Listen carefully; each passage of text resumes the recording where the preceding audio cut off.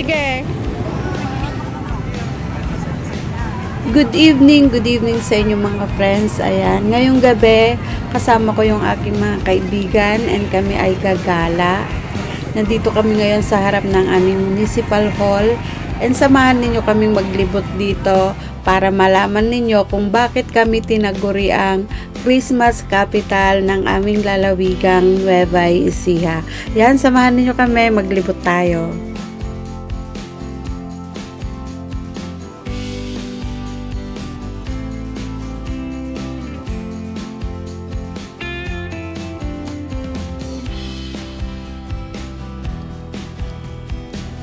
Kung yung pailaw dun sa aming public market is napakaganda, mas maganda dito mga friends, and makikita ninyo kung gaano kaganda yung mga pailaw na inilagay nila dito sa harap ng aming municipal hall.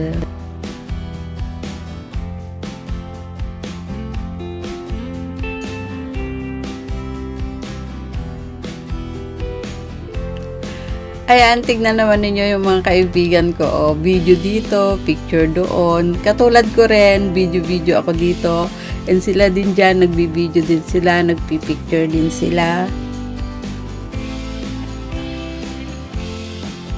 Ito yung harap ng aming municipal hall. O, diba, ang ganda-ganda. Makinang na makinang. Kung dun sa harap ng public market is merong malaking giant na Christmas tree, mas malaki itong nandito sa harap ng aming municipal hall.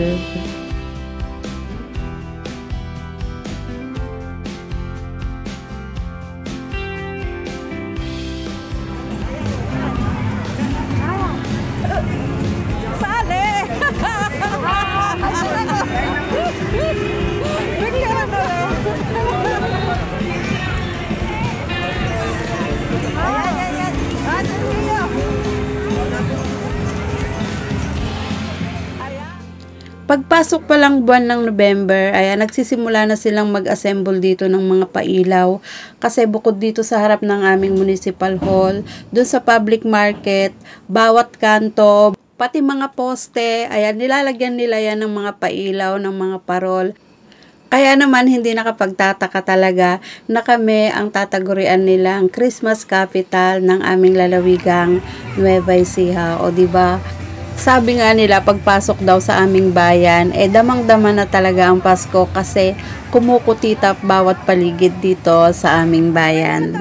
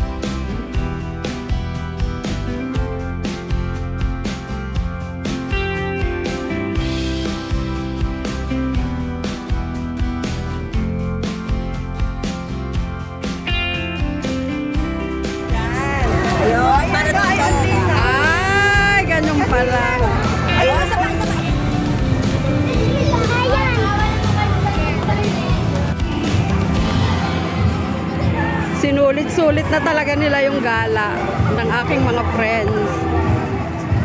Picture dito, picture doon.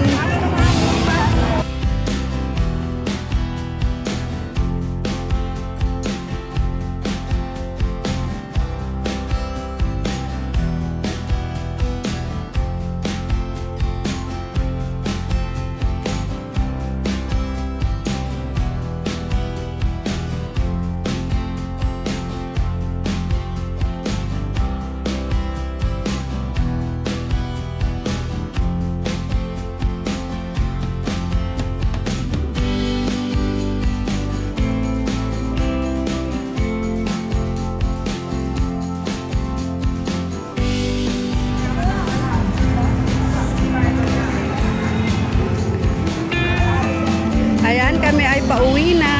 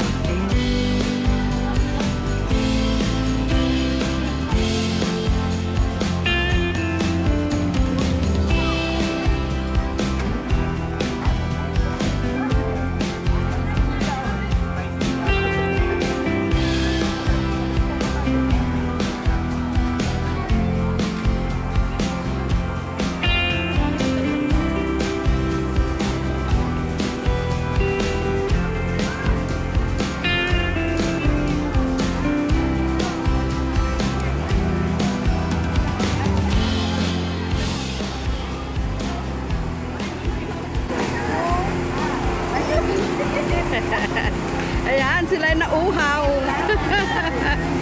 Nauhaw sila sa kalalakad. Ayan.